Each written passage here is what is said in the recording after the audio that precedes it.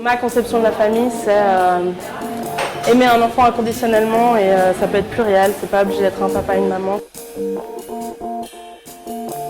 Pour nous, l'attachement, c'est évidemment pas seulement du côté de l'enfant, c'est une rencontre entre les deux.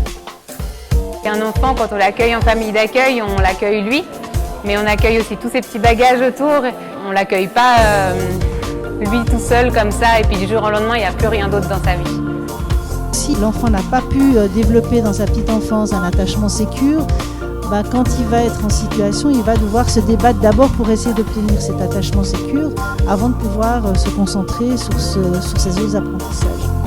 60% de la société a cet attachement sécure, donc il y a 40% qui ne l'ont pas.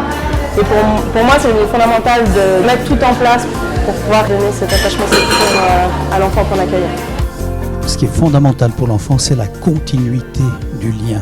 Pour qu'un enfant puisse grandir, il faut que dans son entourage, il y ait au moins une personne qui sache 24 heures sur 24 comment il va, où il est et quelles sont les décisions qui seront prises pour lui demain.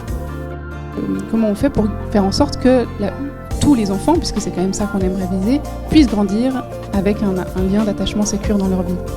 C'est coopérer et faire que l'enfant participe aux séances. Et je pense aussi que c'est important de plus parler avec les parents. À Genève, il n'y a pas de réseau de parents d'enfants placés qui peuvent aussi avoir des lieux de parole où ils peuvent exprimer leurs souffrances et puis sortir du tabou.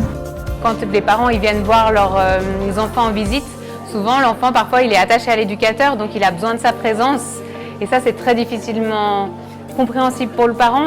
Est-ce que les parents comprennent toujours ce qui leur arrive quand on leur retire leur enfance? Ils ne sont peut-être pas accompagnés dans la réappropriation de compétences et que si l'enfant bénéficie d'un cadre qui leur permet de développer un attachement sécure, ça leur permettra aussi d'avoir une relation plus positive avec leur enfant. Est-ce que c'est plus difficile d'être famille d'accueil que d'être père, voire beau-père de ses propres enfants parce que les familles sont recomposées? Dans les familles d'accueil, c'est surtout 99% de bonheur et 1% de petits soucis ou de problèmes qu'on veut toujours résoudre.